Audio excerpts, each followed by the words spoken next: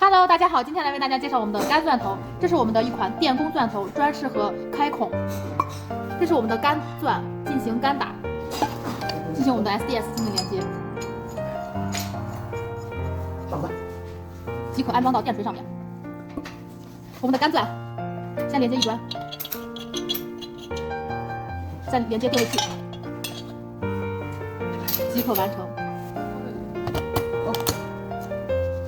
使用。